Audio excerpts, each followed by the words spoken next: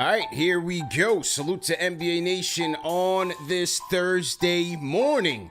A morning show edition of the NBA Report. CP the Franchise, Dexter Henry on the ones and twos. The Pacers swing back, clap back in an epic Game 3 win over the Oklahoma City Thunder, man, 116-107. We are going to react to today's show. Hey, this NBA Finals has been pretty entertaining 3 games through, man. So call us up on the NBA Report Discord. Let us know your thoughts on this game as well. And yeah, man, salute to everybody in the chat. Hit the like button, hit the share button, subscribe to the channel. And salute to everybody watching on YouTube and Twitter X as well. Let's get into it, man. Dex, how you feeling, man? Feeling good, man. These NBA Finals are good. For the people that were worried about ratings, thought the games wouldn't be good, that is not the case. I think you and I talked about it before. We thought these games would be dope, and we've had 3 pretty dope games. Yo, we've had 3 very entertaining games, and last night was certainly one of them. You know, and this was a back and forth. This felt like a 12-round matchup. You're a boxing guy. This felt like a 12-round matchup. Both teams going back and forth. Largest lead for both teams was only 9 points, which, given their offenses, is you know, damn near 2 points, if you will. You know, 9 lead changes, 15 ties, and it was so crazy because, you know, first and foremost, I think everything went right for the Pacers in this one. In so many ways, and we'll talk about it. But I just thought their overall force, that was mentioned many times on the broadcast, their ferocity and their just aggression to start it off was really great for them. Siakam set that tone early. Halliburton set a tone early. And then you had that second quarter, man, which was like, whoa. I almost thought that the Thunder were going to be on the ropes there, and this was going to be like a classic Indiana, you know, quarter here that was insurmountable. A 40-28 quarter where Mathurin and McConnell just went bananas, bro. I mean, it was insane. Yeah, I mean, you're kind of hitting on something I think is one of the big differences in this game, and that was the bench of Indiana. I mean, obviously, you know, Mathurin's going to get a lot of the credit here, the 27 points in 22 minutes. He had himself the game of his life. Look, it's on the biggest stage, so I'm going to call him that. I'm sure he's had better scoring games, but we've also seen him throughout these playoffs have a game in every series where he can fill it up and be a bucket. But yeah, that second quarter was huge for them. I thought Indiana came out not like a team that was relaxed. Like, hey, we in OKC, we did our job. We got a split. They really got behind the crowd. The crowd was behind them in terms of pushing them to this, and they really were pumped up about it. I got to give credit. We talk about OKC's defense being phenomenal, CP. But Indiana was good last night, man. They were really good defensively. They were getting up in players. Andrew Nembhard in particular. I'm looking at his stats. People looking and see 8 points, 3 or 5 from the field. He had 5 fouls, and he made sure he used all of those fouls, particularly on SGA. He was like, "Yo, you're gonna feel me. I'm gonna be here being an irritant." I thought he played really good defense on him. I know somebody be like, "Well, he fouled 5 times," but you got to try to slow down a player like SGA. Got to try to frustrate him. I thought SGA was frustrated a bit in this one. Yes, he was. And listen, it's clear SGA had 6 turnovers, right? He had 6 of the 17 turnovers, and for me, that's the big reason why the Thunder lost here. They did not take care of the ball. Indiana's very good at that, and when they win the turnover battle, as we saw in the Eastern Conference Finals, they generally have a good chance. But they were efficient. Their guys understood the assignment, and it's defense to me, and their bench really powered them to this game, because when you outplay OKC's bench, who's a really damn good bench, OKC, when you got a minus 15 from Alex Caruso, it's going to be tough to win. It's going to be really tough to win. Yeah, and you said it there, man. 49-14. Yeah. 49-14. 49. Yeah. And yeah. We mentioned it after game 2. I said, look, you're going back to Indiana. Look, OKC's bench shined in game 2. It was Wiggins who had the 5 threes and the 20-some-odd points off the bench. I said, you're going back to the Pacers. You're going back to Indy. look out for Mathurin. Mathurin, his athleticism, his ability to get into the paint. He's another guy that plays with force. And to me, throughout from say game 3 or 4 of the conference finals against the Knicks on through, he's been phenomenal for the Pacers, all for their bench, bro. He got 8 free throw attempts, 4 rebounds, 1 assist in 22 minutes. He's a plus 16. Those are starter caliber numbers off of your bench. So he goes 9 and 12, 2 or 3 from downtown. He was fantastic. TJ McConnell was going 100 miles an hour per hour every second of this game. And when you talk about the turnovers, I mean, they were handing him the ball. You got it. Yeah, good. He had 5 steals.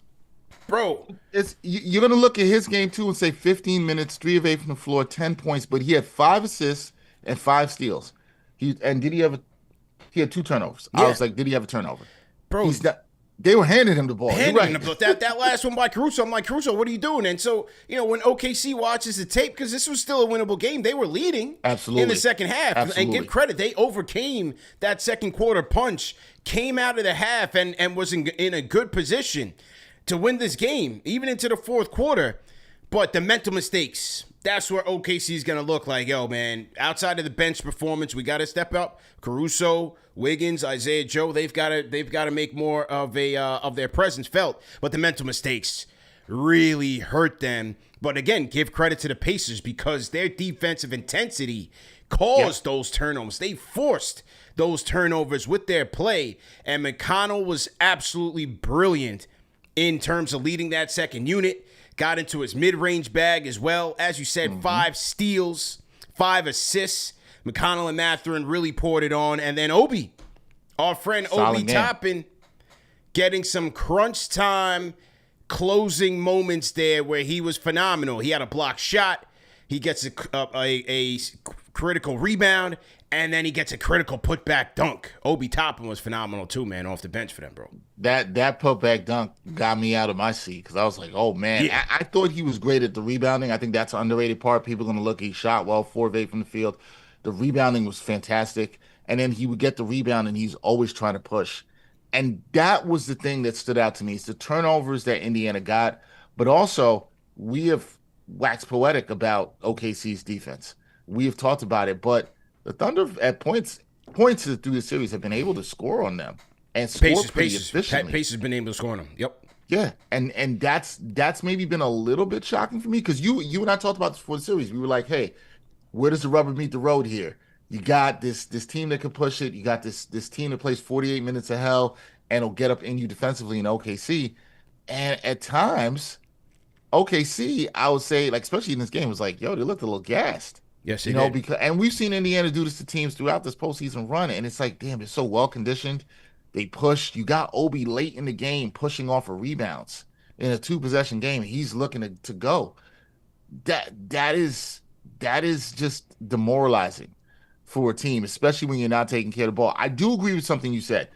I do think when OKC goes back and they look at this film, they're going to say, man, a lot of self-inflicted wounds here. A lot of self-inflicted wounds. We were extremely sloppy with the ball. Yes, some of it was Indiana getting up in us. Some of it was them being physical with us. We got to keep our head in the game. They're going to look back at some stupid turnovers they had, which you look at it and you're like, well, you might have given yourself more of a chance in the last 2 minutes. It might have been a 1-possession or 2-possession game instead of a 3-4-possession game.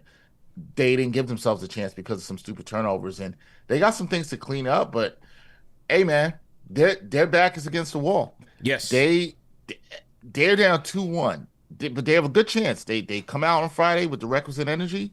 They win this game. It's now a best of 3, and they got home court advantage again. But if they go down 3-1, woo! Yeah. Who saw that coming? Game 4 is now a must-win for the Oklahoma City Thunder. Look, the Pacers were just phenomenal. Here's where I really thought one of the again a big difference.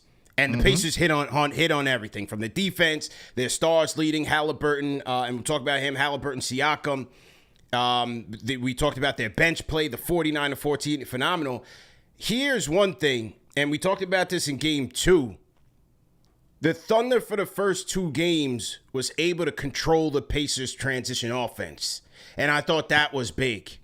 In game three, you could see it from the eye test that the Pacers were playing at lightning speed. We saw this when they played the Knicks in game four in that Eastern Conference Finals, when the Knicks came back to Towns, won that game three, and the Pacers came back in game four and got them. If you look at it this way, in game one, they were a .6 in terms of points plus per 100 possessions in transition, minus .4 off of live rebounds. In game two, the Pacers were a minus 2.1 points added per 100 possessions and minus 2.8 off of live rebounds. In this game here, they were a plus 4.1 in points added per 100 possessions and a plus 4.1 off of live rebounds. Yeah, transition and that game, bro. that support. It's funny. I didn't know that stat. That supports what I was seeing when I talked about, with the guys pushing. There was more of a concerted effort for that. I felt when Siakam hit the glass, when Turner hit the glass, when Obi hit the glass, they're turning. They're looking to get it out, and Obi and Pascal will try to push it up themselves. But listen, it's one thing to push it. The other thing you got to do is make it. Now, what you saw a lot of times was really good ball movement, them not settling. They got the Thunder scrambling a little bit. They were on their heels. It almost was like, I'm thinking about, and it's funny, I might have to watch this again later today.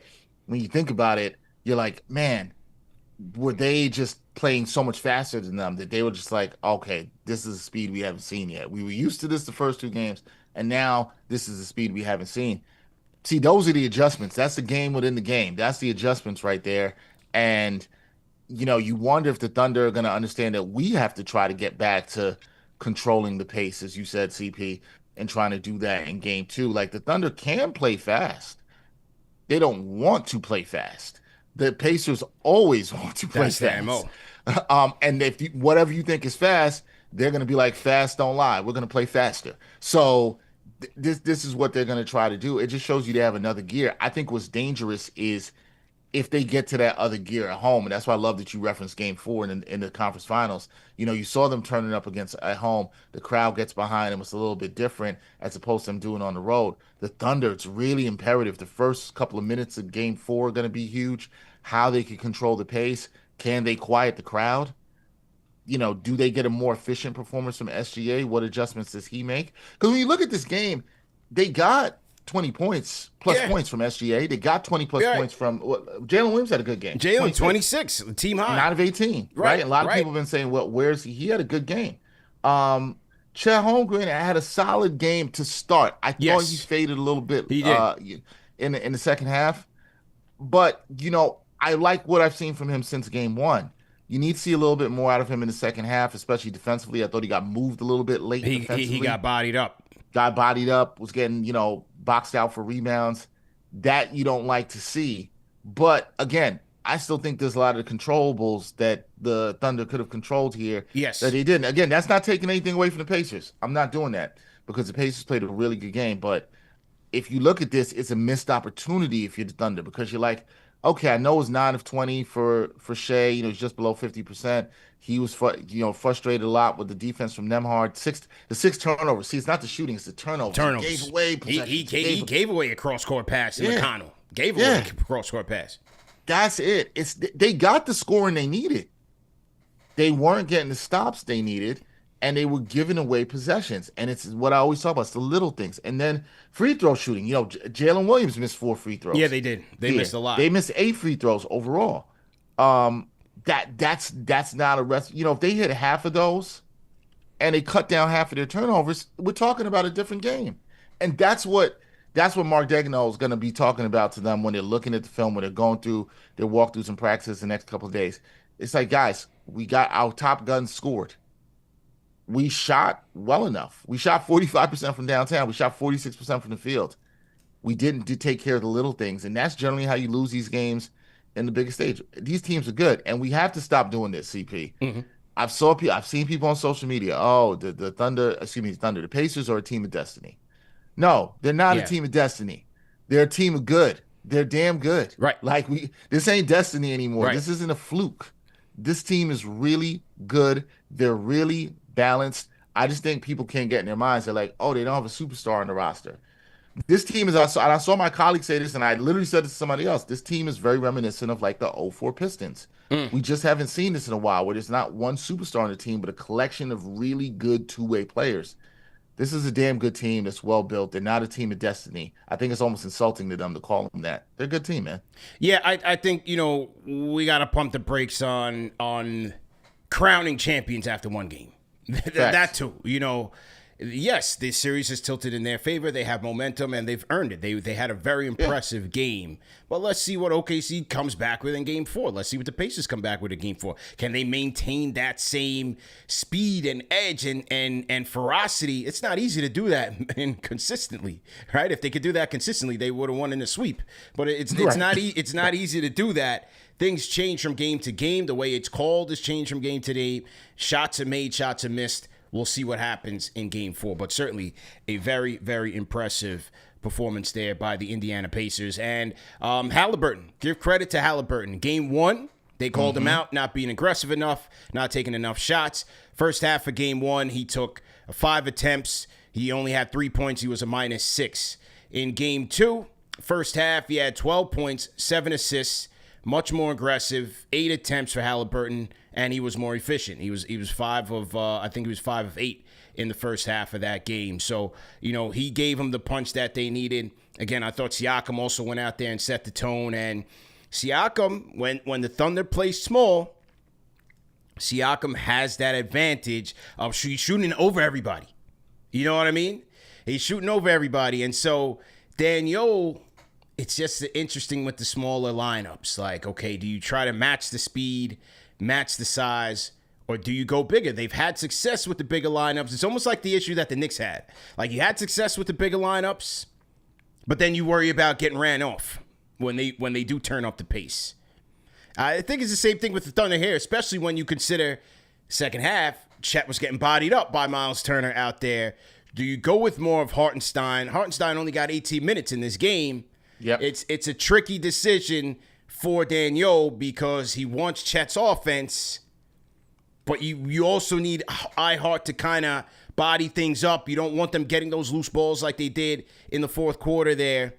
It's a tricky decision there for him. Yeah, it's tough, and this is why Dagnall has played the big bucks. He's going to have to make that decision with his rotations. I thought, Hartenstein, who's been good in the minutes he's had, we've seen that this far in the playoffs, and I think Chet is just that's going to be the MO on him. We know he's slender.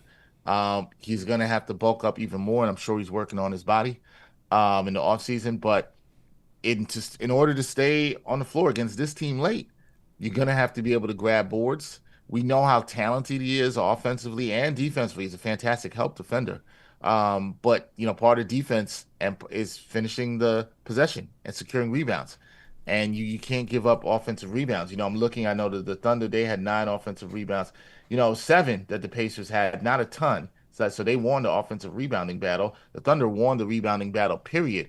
But this is where the speed comes in, CP, because late you saw some of the offensive rebounds. Late it felt like the Pacers were getting to those 50-50 balls. Yeah. They just had more energy. And look, some of that's playing off the crowd and all that stuff too that's going to get in. But I think when you're turning the ball over, that's the most demoralizing thing for any team because, again, you're throwing away possessions.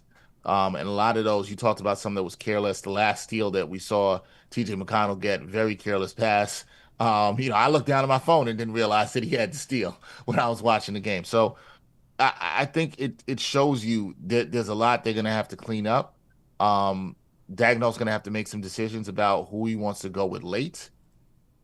Is Hartenstein best to put late because they're going to try to run on him? I think you got to at least mix and match. It's going to have to be a field thing for Dagnall. I don't want to kill him because Chet Holmgren's been better than he was since game 1. But, there's things that there's still some decisions that can be made there. Yeah, great points by you there. So to everybody in the chat once again, hit the like button, hit the share button, subscribe to the channel. CP the Franchise, Dexter Henry on the ones and twos. We are recapping the The Pacers 116-107 win over the Thunder in Game 3 of the NBA Finals. Let's see what the people got to say in the chat. Shout out to Juan B, STG Nick. Shout out to J Rose 712 says, I really thought it was going to be OKC in 5 and Pacers are leading. Crazy, man, just crazy. Hey, I had OKC in 6. I did give the Pacers We 2 had games. the same pick. We gave them 2 games, Dex. But hey, they could be in store for more. But I thought they were going to be much more competitive and good than people gave them credit for. You and I were on the same page. I'm not surprised the Thunder have won 2. The Pacers have won 2 games here. Now, did I think they'd be up 2-1? No. No, I did not. But it don't matter how you get the 2 games. And listen, there's a very real possibility this could go 7. Like we had Thunder in 6, but there's a real possibility this could go 7. Yeah. And I don't listen. The one thing I think anyone should have learned if you didn't know it before this. And it's fine if you. I'm not killing anybody who was maybe doubting the Pacers before this or thought that they would be overmatched and pick the Thunder in 5. Like I don't think that was a crazy pick. But what I will say is the Pacers aren't shook, and they're not shook at the moment, and they're going to be ready. And I think they'll be ready for the Thunder, who are going to throw a haymaker. I think the thing we forget about the Thunder sometimes is they're still young, and we've watched them go to every level, and they're here on this final stage.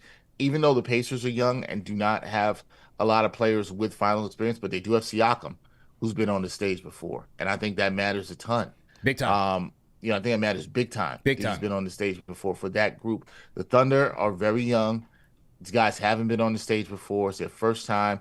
The one thing I'll say about both of these teams, the Pacers have not lost back-to-back games in about 3 months. The Thunder are really good in back-to-back games. They're 17-2 this season after a loss. So if you believe in the Thunder and what they've done, you would expect them to respond here. And I think they will. I think the Thunder will respond here. I do not think it's going to be easy, though. I think Game 4 is going to be tough. I think Indiana understands the opportunities in front of them. They're going to try to go up 3-1 CP, as they should. But I think the Thunder will have to win a gritty game. And to win that game, though, you know what they're going to have to do?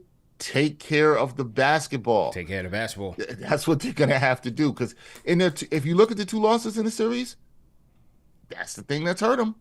That's the thing that's hurt them in those 2 losses late in Game 1. Yeah. They didn't take care of basketball. Didn't take care of basketball last night, and it hurt them. It hurt them again. Yeah, no question about it, man. Well said by you. Okay, let's see who else we have in the chat here. Michael Powell says Pacers bench is more than holding its own against OKC. More than holding its own. They 49-14.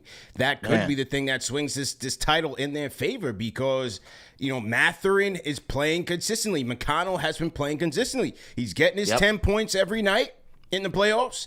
He's getting his steals. He's an inbound ball hawk. He's always been that way. You can't just be, throwing it in there even when you're tired and you're mentally beat. He's always lurking. You got to take care of the ball. How many inbound steals did he have last night? Unbelievable. So, you have that factor, and then Obi's always a wild card with his athleticism and his three-point shooting ability.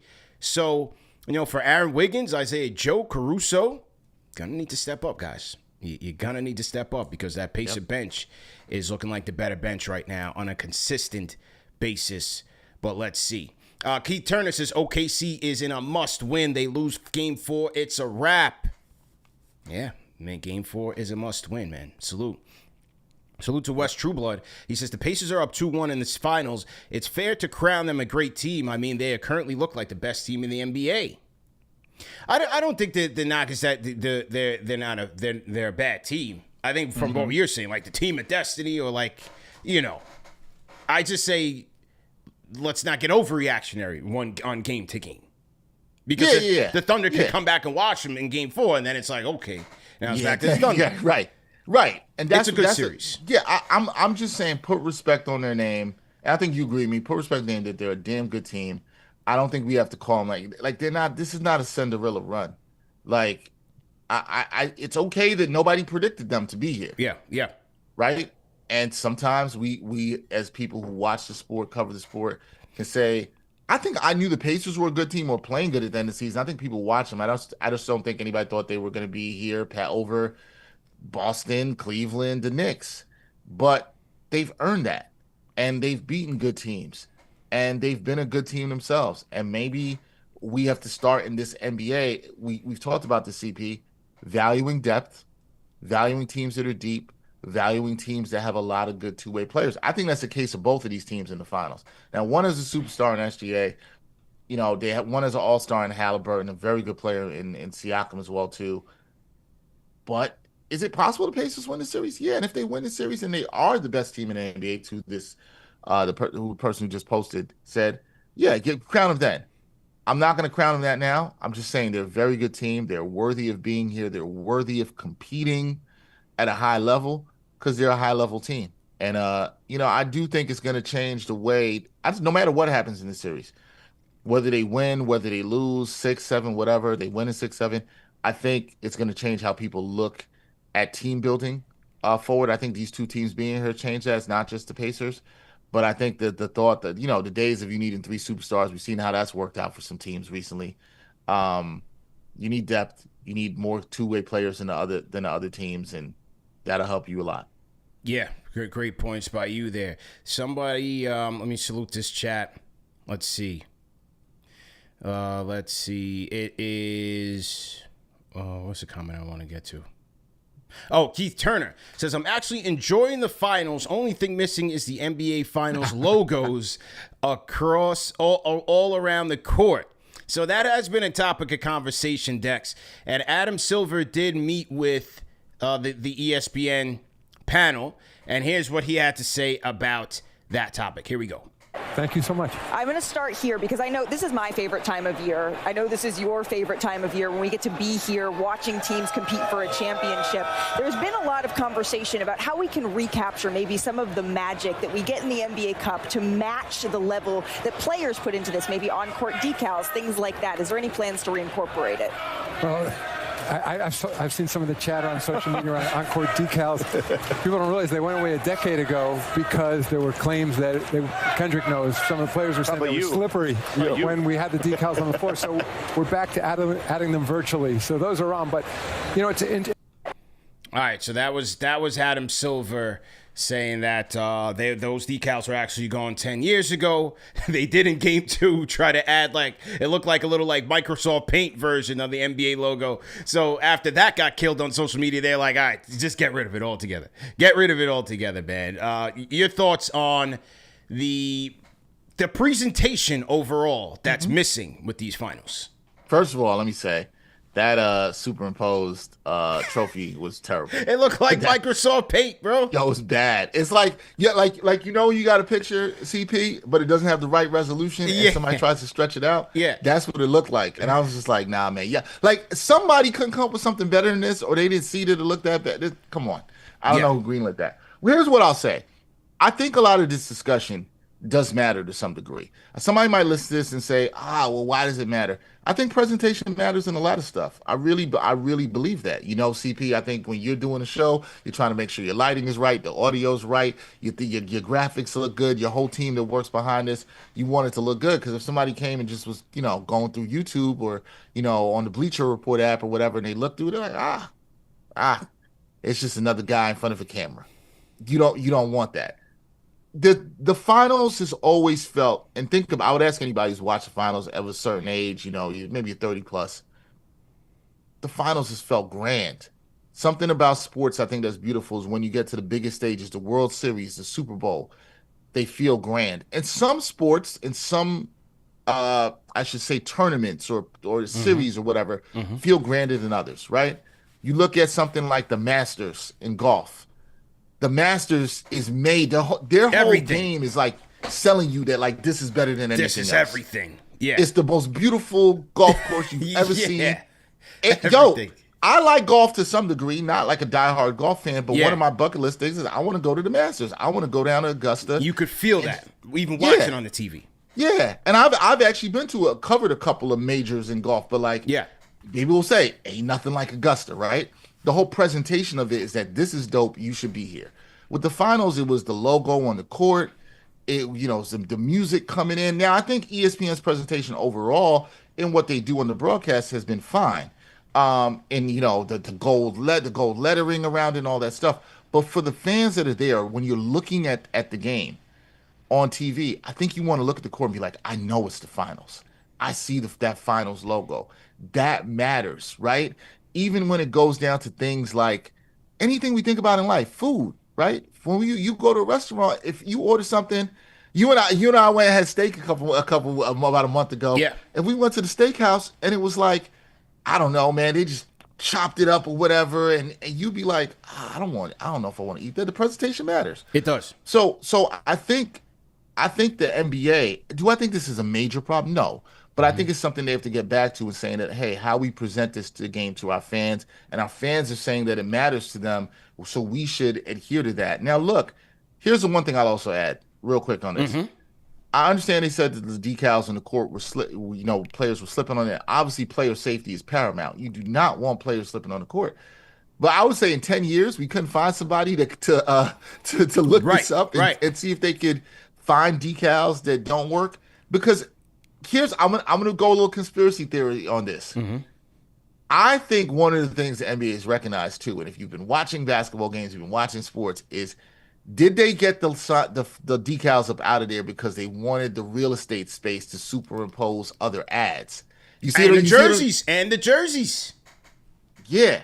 And one thing listen, sports is a business. And if you've been watching sports all the time, you go to games, you've been watching this for decades, like CP and I have, there's more ads than ever before. And now they're trying to sell the ads on the court. You see the ad spaces change on the court. All the teams do this. We watch the Knicks here in New York and MSG, they do it. The Nets do it. The national games, they do it. So the real estate space on the court is what companies are fighting for. There is I'm not saying this to be dystopian. There is legitimately a possibility in the future that you could be looking at a court and there's nothing but ads on the court. Yeah. Right? Yeah. Because this is America. This is how capitalism works.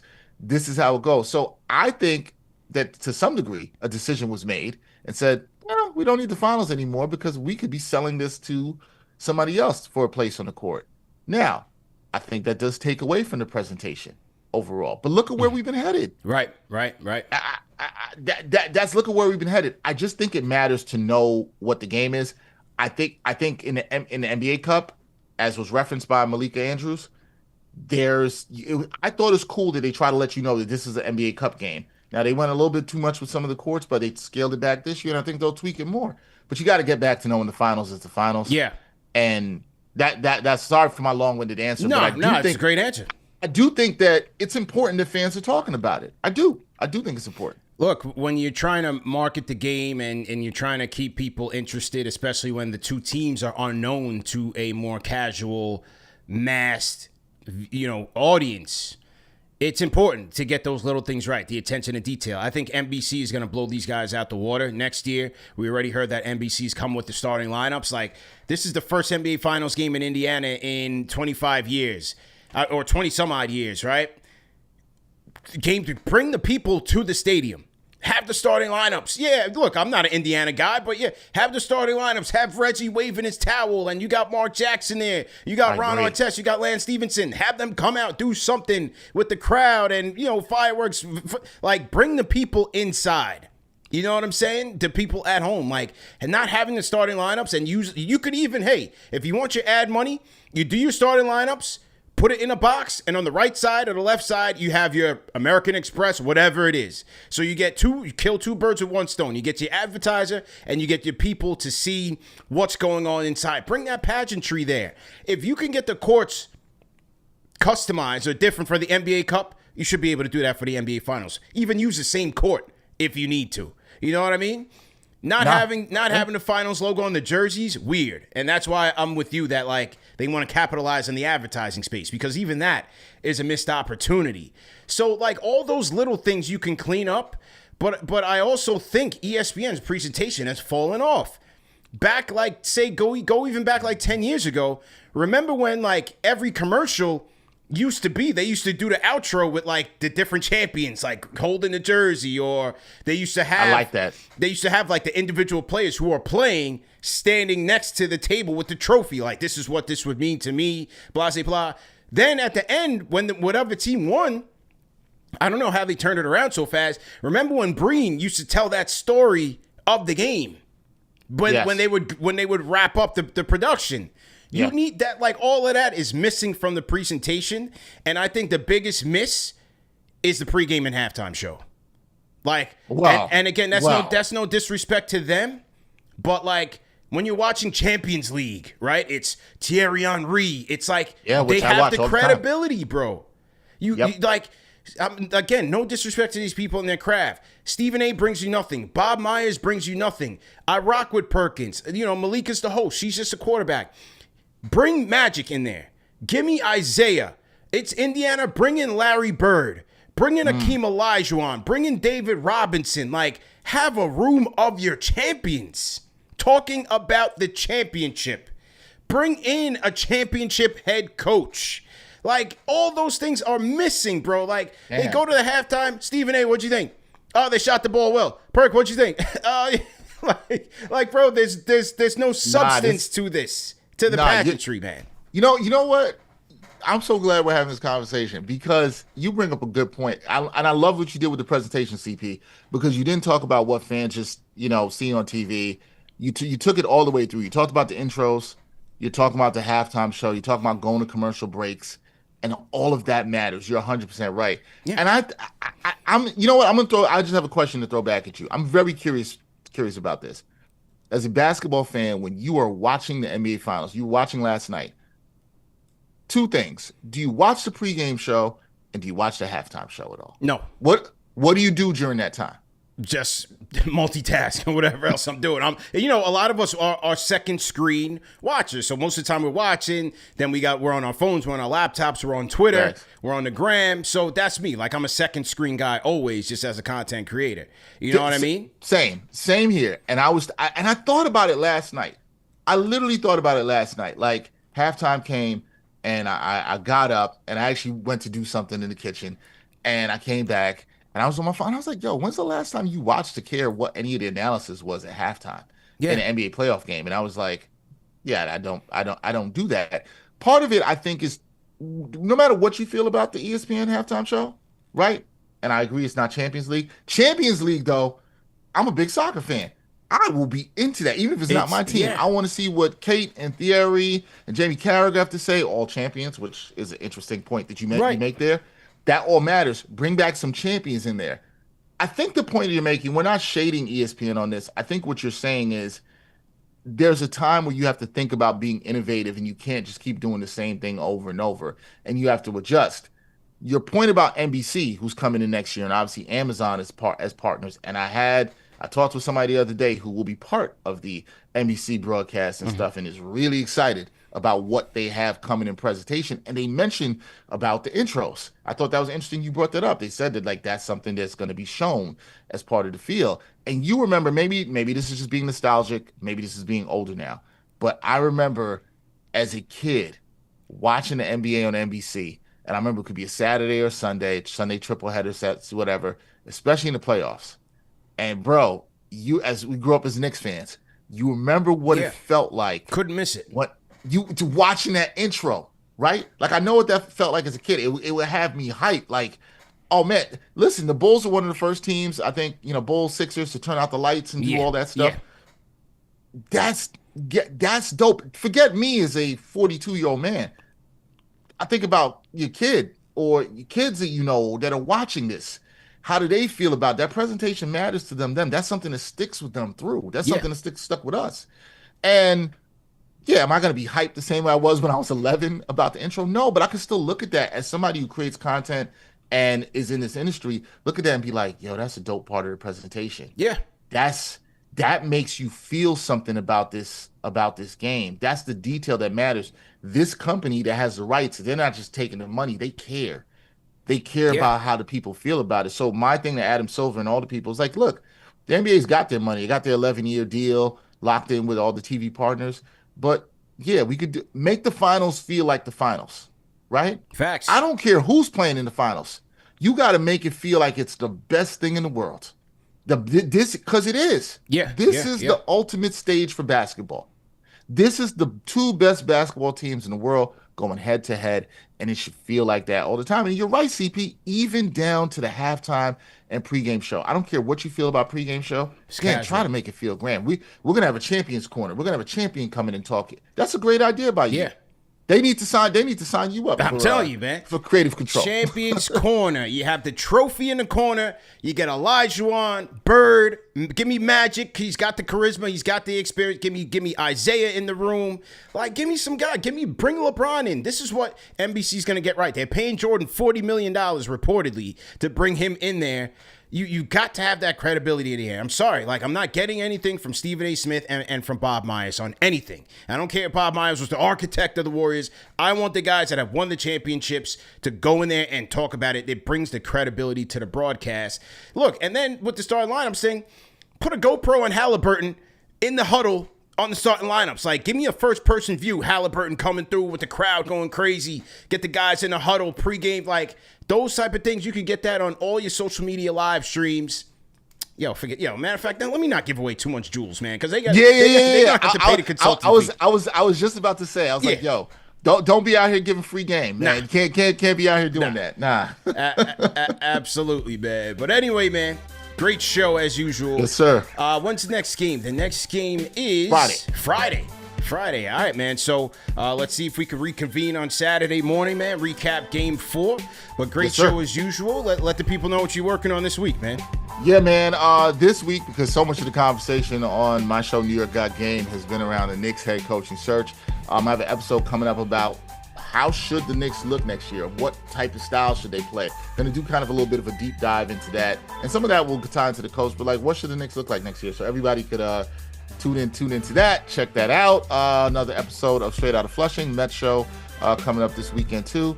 See how the Mets are doing. Hey, man, I had to tell you, I think we might be on a collision course, bro. I think we might get a Mets Yankee Subway Series, World Series. I'm hoping for that. Let's go, man, because Aaron Judge is looking mighty powerful out there. And, I'm with it, man. Totally with it. But, yeah, man, let's reconvene Saturday. Salute to everybody in the chat once again. Appreciate the time, everybody. Remember that the show's available in audio podcast format. And support us, man. Hit the like button, hit the share button, and subscribe to the channel. You can follow Dexter on Twitter at DHenryTV. You can follow me on Twitter at CPTheFranchise, man. We'll see you guys on Saturday.